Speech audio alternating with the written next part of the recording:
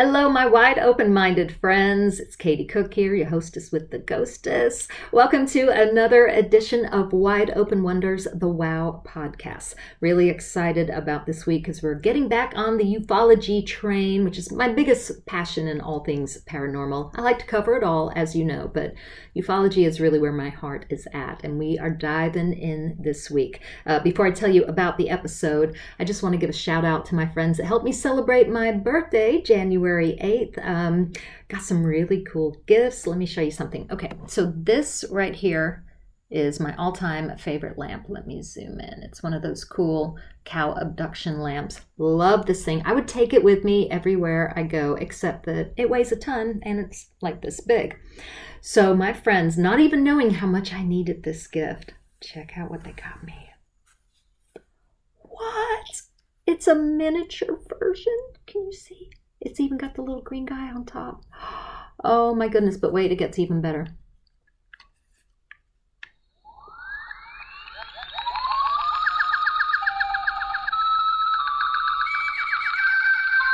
So cute, right?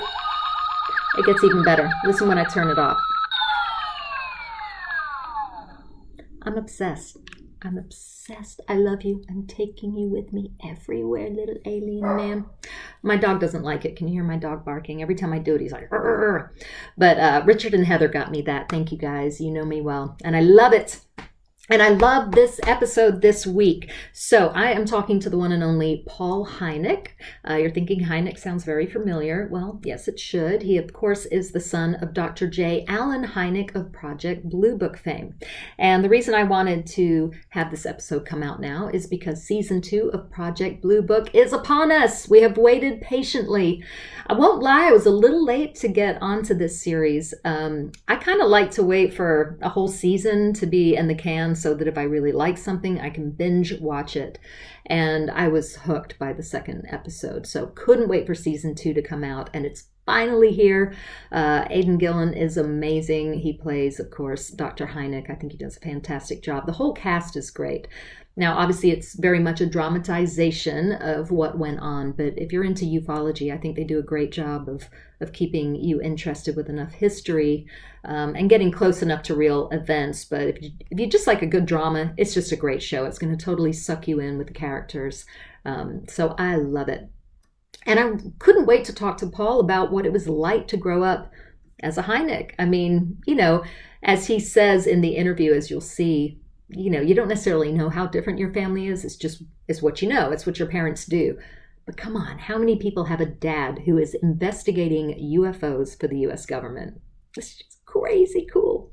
And I wondered if it was ever scary. Did they ever have anyone follow them? Was there surveillance on their house? I had so many questions. And I think it's just a really interesting conversation to get to learn more about Dr. Hynek, you know, the man behind the myth, you know, what kind of dad was he?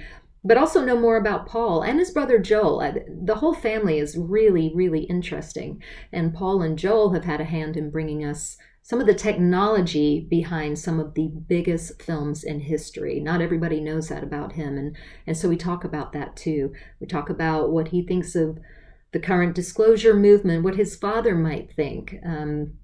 What would his dad think about this whole uptick in the interest in ufology, both on television and out? I mean, everything is changing now. Attitudes are changing. Our government's attitude is changing to the subject. And I wanted to get his thoughts on that, having been part of it at a time when you could barely even talk about it without being labeled a nutcase. So I think it's a really interesting conversation. Paul is delightful. He's very bright, he's very funny, and he's been one of my favorite interviews yet. So I hope you enjoy it. I hope you will subscribe and help me spread the word. And I hope you enjoy the second season of Project Blue Book. Paul Hynek, hello. Hi, Katie. How are you? Excellent, thank you. Good to see you. I like your bright blue shirt. Thank you. You're dressing up this kind of drab room. Yes. But it's not so drab because No. I have some awesome artwork, and I want to give a little shout out. This is by Dr. Marilyn Brame. As you can see, they're hybrid children. I have not talked to her personally. I'm dying to talk to her now that I've seen her artwork. Maybe you could do the interview on that craft. How If about that happens, location? my ratings are going to be off the chart. That's right. I mean, step back, everybody. Step back, ancient aliens. They're a little spooky looking, but they're still cute. They look happy. That's all I care about. They look kind of a little bit creepy, but they don't look threatening. No, they don't. I could take them down. Yeah. Gosh, where do I start with you? Obviously, I'm very curious about your upbringing, being that your dad is J. Allen Hynek, the one and only. But I do want to ask first, because so many people have been watching Project Blue Book, which is, of course, based on your father and his work. How well do you think it portrays him? I mean, obviously, there's some artistic license there. It's Hollywood. Oh, so a good question. And I also like to give a shout out to my mom, who becomes an increasingly important character in her own right in this second season. Is it Mimi? Yes. Yes. First of all, it's not super creepy at all to have the Game of Thrones supervillain play your TV father. So let me dispel any misconceptions there. And you say, you phrased that very well, Katie. You said, how well does it portray? It portrays my father and my mother and the gist of many UFO cases quite well. It does not portray them accurately, nor does it try to portray them accurately, but especially as far as the characters go, the sort of amalgamations of the Air Force people and my parents, it portrays them authentically. Okay. And then we had a lot of discussions. My brother and Joel and I are consultants on the show. Right. We had a lot of discussions, ongoing discussions with the actors and the producers and the writers about the sort of authentic core or kernels of my parents, so that you can take the sort of essence of their personalities and place them in highly exaggerated circumstances. And I feel that they react more or less as my parents would have done. So it's not really trying to, with a fine stroke, capture all the details, but just sort of the gist and the sort of the overall arc that both my parents went on of thinking that flying saucers, as they used to be called, were a sort of vestige of post-war bunkum that would easily be dismissed. And they came to both, I wouldn't say believe, but accept that there's a phenomenon. Well, your father started out as a skeptic. Yes. Yeah. Yes. You're one of 5 children. That's right. I think I've only seen one boy in the... Yeah, so the character Joel in the show, we have a brother named Joel. Yeah. But the character, the child, really is just to show that there's a family.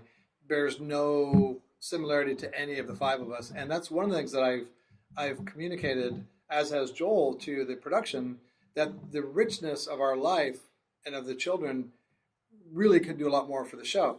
Because in the show, the character Joel is sort of a typical scaredy cat who's hiding in the closet, reading Flash Gordon. But because that, they don't want to spend too much time with the children, it's just not as important from a dramatic point of view.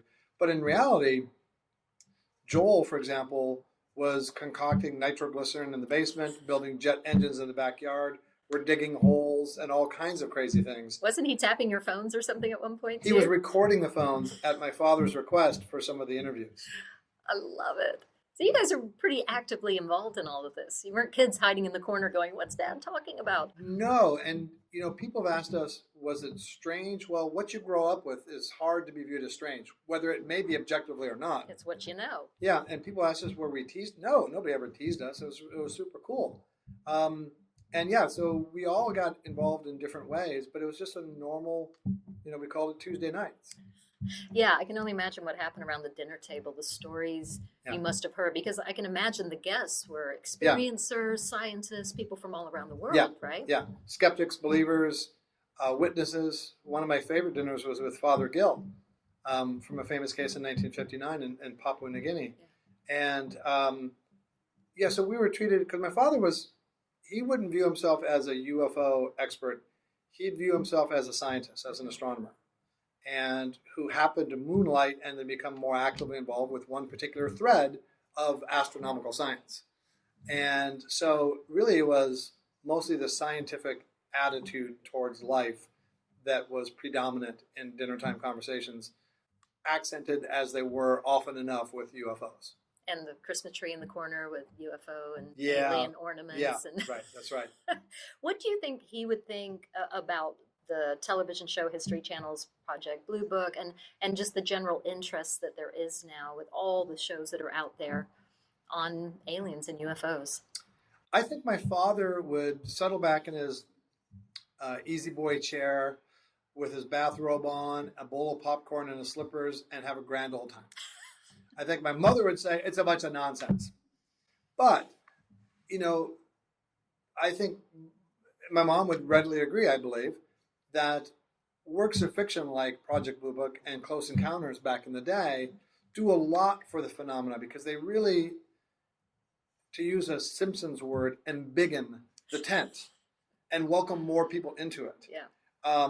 Conferences, symposia, lectures, books really preach inside an echo chamber. They don't really convince a lot of people to accept the UFO phenomenon, I don't believe, or not nearly as much as works of fiction do.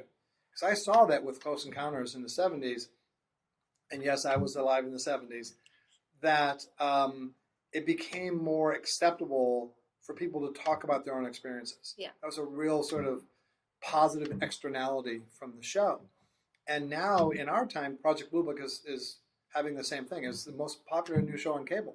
Yeah. And I believe that in a family, maybe some person is a UFO buff and the rest aren't.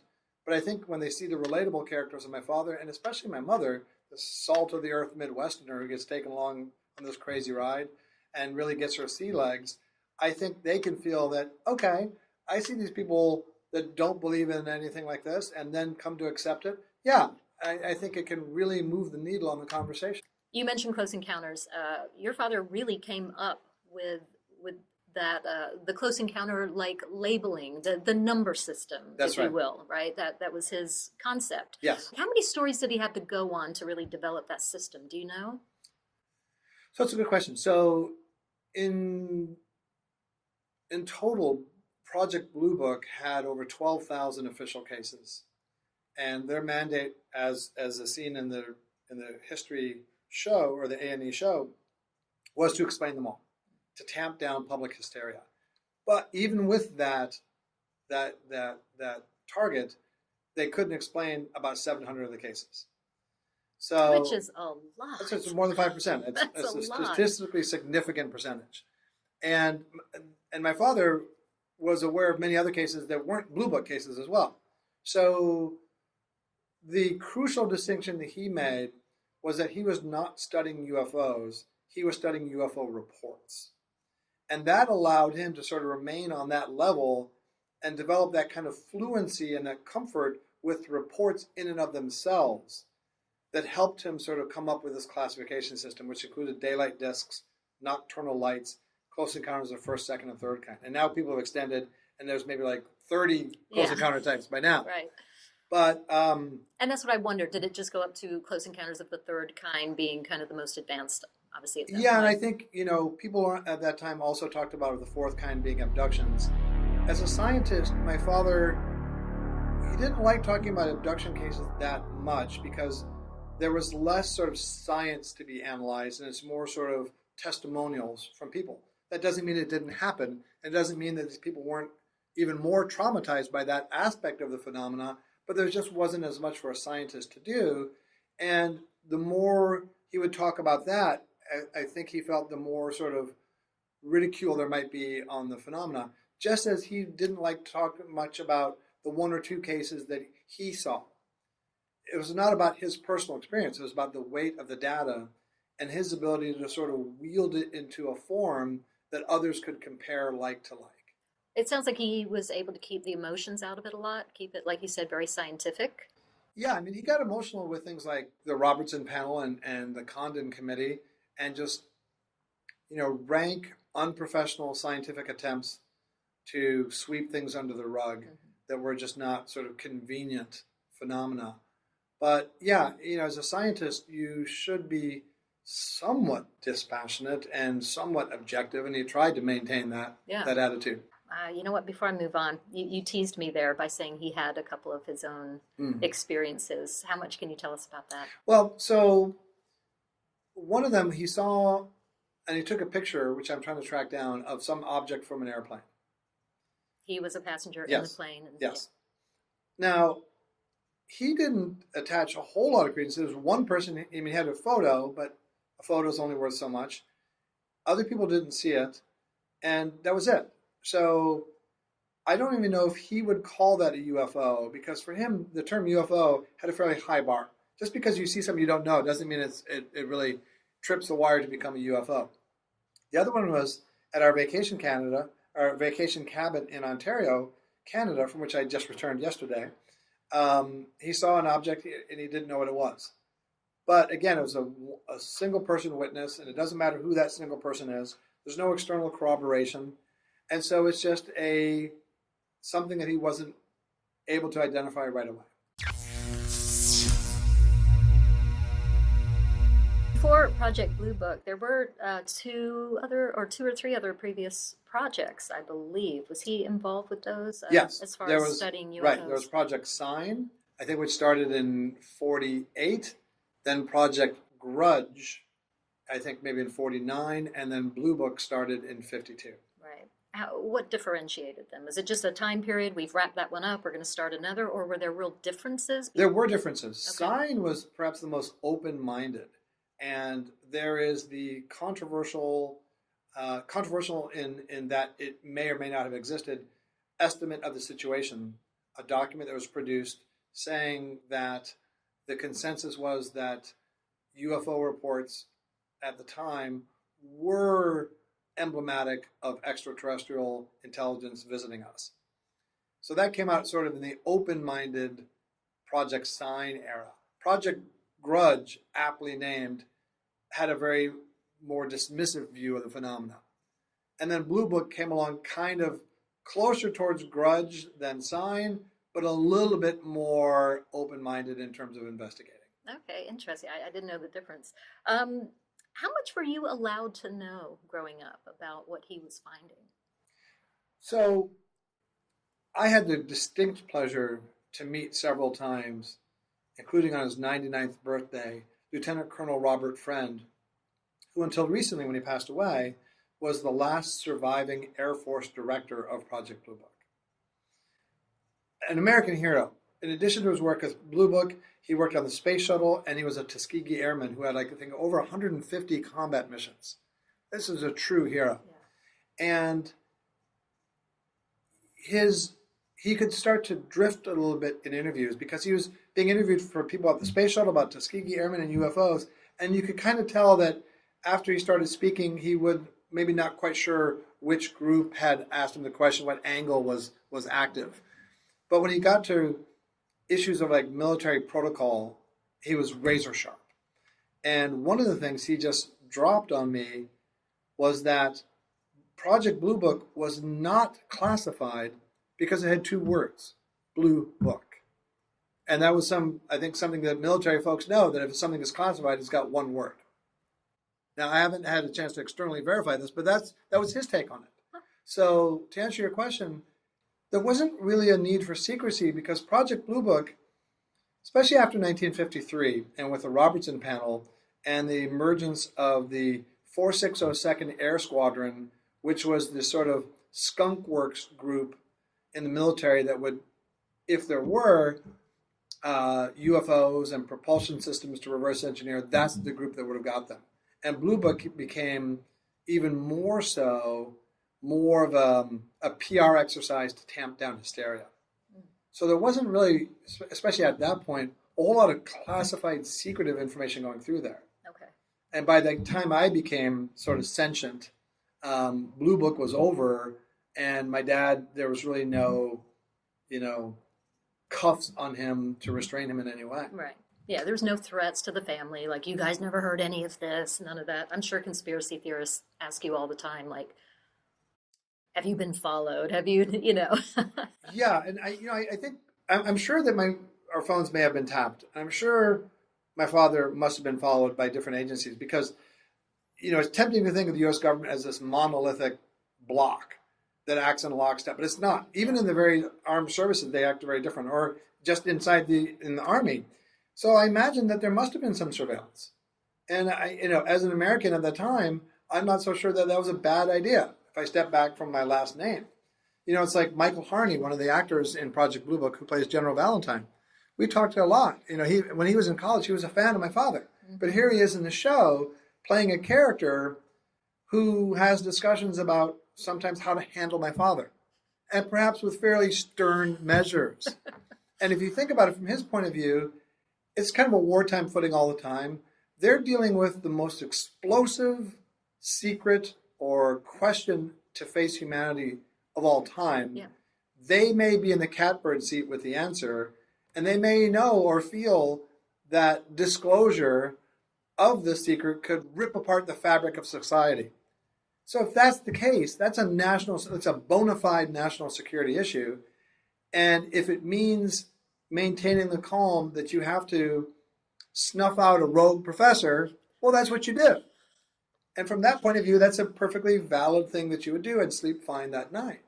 So I think there must have been some threats. Did I see anything? No, I don't really recall seeing men in black darting behind bushes in Evanston. That weird guy that sat by you at lunch that would talk to you.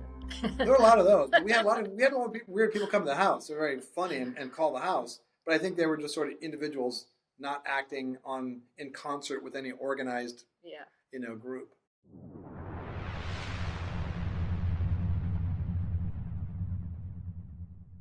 Did your dad ever talk in his last years about disclosure, and if he was frustrated with where we were with it, or if he even felt responsibility to protect people from panic? I think we're probably at the point now where there wouldn't be mass hysteria, but I'm just wondering what his thoughts were on that. We didn't use the word disclosure back then, especially not like uppercase D, like I associate with Steve Bassett and Richard Dolan. I think he understood the Air Force's role and their point of view. It didn't mean that it wasn't frustrating for him because this is data. Mm-hmm. And he wants, it wasn't so much, I think, he felt that they weren't disclosing it. It's just that they weren't pursuing it.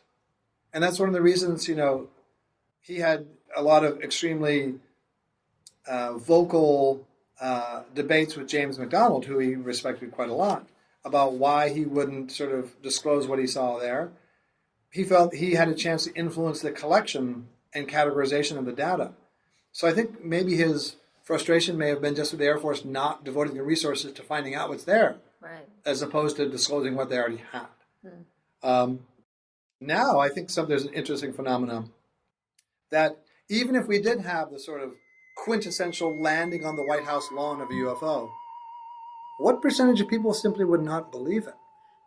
I wondered the same thing. I was just talking to someone earlier about this. Angelia Shear, who's MUFON Investigator of the Year, said, I feel like I could literally bring an alien, a real one, into a room, and half the people are going to go, "You're faking that." Yeah, right. I mean, there's a fairly large percentage of people that don't believe in the moon landing, and now I do. I mean, I spent 2 weeks with Neil Armstrong. My family spent 2 weeks with him in 1973.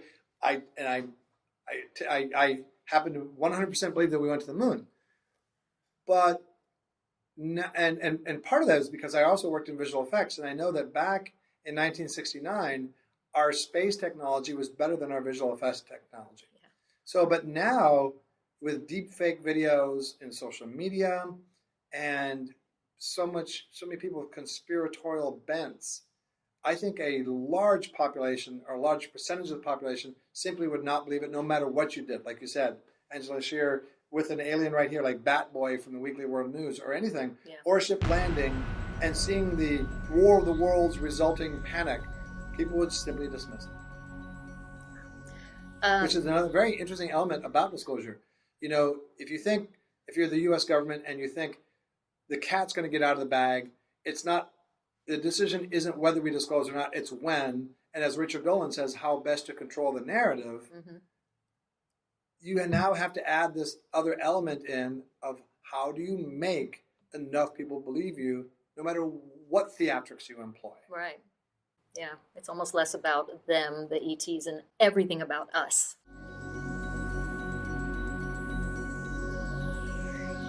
I'm wondering how growing up with all of this affected you professionally, because, you have brought us some of the biggest movies of all time. I've got a list somewhere. You've had a big hand. Here we go. Avatar, Lord of the Rings, correct me if I have any of this wrong, Planet of the Apes, The Hobbit, games like Halo, Warcraft. I mean, you had a hand in all of this. Can you tell us what your role was? Sure. So I was with a company called Giant Studios, and we did motion capture, either directly or licensing to those productions. And so I was involved in negotiating the licensing deals and a lot of the business terms for the technology that we provided to the productions. Like Avatar and Tintin were basically done in our studios. So I'm on the business end of those. Now, I have a credit on the movie Tintin, and that's because Steven Spielberg just wanted to throw me a bone. So my credit on the movie is facility support, which is about as lowly a credit as you could get. But during the filming, my brother Joel and I had a great talk with Stephen and Kathy Kennedy on the set about how Close Encounters got Kathy, who is his longtime producing partner, Kathleen, got Kathy involved in that. And for a year, they were actually working on a project about Kelly Hopkinsville. They wanted to do a movie about the Kelly Hopkinsville case. Wow. Did anything happen? No. Just like in Hollywood, most things never come to pass. That one did not. Did they get into any shooting or anything? Or No, is it just no. Okay. Your brother's also Joel. You've mentioned him a few times. He's also in the entertainment. Yeah, and I mean he's a bona fide. So I was in the business end of the technology. Joel is the tech guy who has an Oscar for visual effects. And Joel won't say this, but I'm his little brother. I can toot his horn. Joel created the most iconic visual effect of all time, in my belief, which is the bullet time effect from the movie The Matrix. Oh, that's so cool. And so what happened was he created that, and his company then, after he sort of figured out how to do all the effects, his company asked him to go do another movie, and his assistant, John Gato, won the Oscar for The Matrix. Wow. But then Joel won the Oscar for the other movie, which is What Dreams May Come. Oh, and that is one of my absolute favorite movies. It's a beautiful movie. I got a migraine from crying so hard. Oh, really? I mean, it's one of the most emotional movies, but visually stunning. Yeah, and not, what Joel did was great, but also just the overall art design is beautiful, too. Yeah. But surely growing up the way you guys did, it has to have played a role in all of this. I mean, you're obviously a tech guy and not just a business guy. Well, so I was a French major, so, but I grew up very comfortable with scientists and engineers. So in one of the more ironic developments, of all the people in my family, I'm the one who is a grant reviewer for the National Science Foundation. Really? Yes. Very interesting. I'm kind of jumping around here, but what did your dad think about the interdimensional theory? So my dad was very good friends with Jacques Vallée, who is just a brilliant man. Who, of course, also was portrayed in yes, Close Encounters, was the and scientist. Who Project Blue Book, they want to bring him in there too. Right. And Jacques is a dear family friend, and like I said, a brilliant man, and a very close friend and collaborator and co-author with my father over many years. And they both came to believe that more likely explanation for the UFO phenomena is not classic extraterrestrial aliens hopping in a ship and coming here, but something more like interdimensional or psychic. There are several non-trivial problems with the classic extraterrestrial hypothesis. You have to go vast distances. You kind of tweak Einstein in the nose. We have very sensitive instruments to detect objects entering and leaving our atmosphere. And they don't pick up the same number of reports as our sort of Cheshire Cat sightings do here. And these objects, if they're coming from other planets, seem to exhibit a lot of comfort in our Earth gravity and atmosphere. Now, if these are civilizations that are post-singularity, they can do anything they darn well please. But still, those are things that just can't be sort of swept under the rug. Right. And that brings me to a point that I think is important. My father felt, I saw a sign at the March for Science a couple of years ago that said, I'd rather have questions I can't answer than answers I can't question. So my father felt it's very important, remain open to the possibility of a new phenomenon, but then also remain open to what the answer to that phenomenon would be and not just grab the best available answer. Yeah. And in this case, the best available answer for a lot of people is extraterrestrial. Hey, these things aren't Earth-like at all, means they're non-Earth-like, which means they're other planets. But as you said, interdimensional is perhaps even more exotic. Or time travel. It could be us from another time. I've wondered that too. And Coming so, back, saying, don't screw it up. Look right. at us. We're a bit strange looking now. Yeah, right. Look Let's what you did work to on us. this head size Right, thing. look what you did to us. And that would answer a question that I have is, I believe in a singularity, and I believe that a civilization that can do space travel has achieved singularity, which is the point at which artificial intelligence becomes self-aware and recursively self-improving. At that point, they can do what we would consider to be magic. They can manipulate the universe in ways we can't even comprehend. Right. So they could come here if it is from away, but there's just no reason. I mean, you and I could book a trip to Tegucigalpa tomorrow, drive 8 hours south of the capital, and mess around with an anthill, but we don't. And there are many, many, many, many more stars than there are anthills. So how would they find us? Why would they care? They're not worried about us. They don't need our gold. They don't need our water. I don't think they're worried about us having nuclear power. I don't think they need our non-Borg-like concept of human love. I don't believe in that sort of exceptionalism of our species or of our planet. So, but if it's interdimensional or time travel, like you said, now they have a reason to be interested in us because they are us. Yes. And that answers that question in my mind. Maybe they're trying to save us from ourselves. Yeah, and they would have a reason to at that point, and a reason to care. It sounds like your father probably never thought of them as a threat. That's a really good question. I don't know. I'll say that I never heard him, or I haven't seen in any of his writings, say that he felt they were not a threat.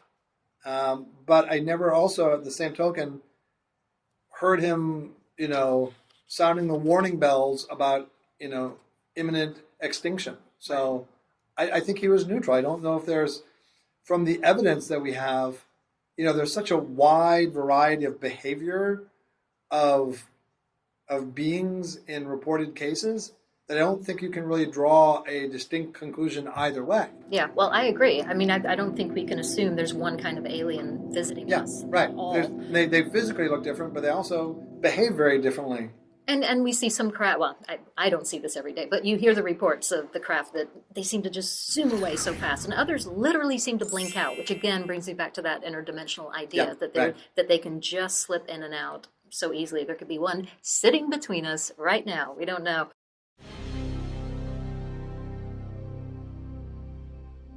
Let's talk about your father's legacy. What do you think he would want for us at this time in terms of research and understanding? I think he would like us to continue pursuing the phenomenon with increased vigor because it has not gone away, has not subsided. More and more people believe that something is happening. We have, artificial intelligence, as Jacques Vallée will talk about, and he was one of the first to employ artificial intelligence in the sort of collection and analysis of cases.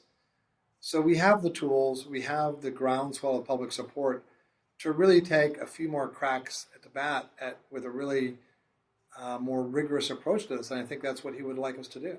Because this is one of the most important questions to face humanity. We should study it.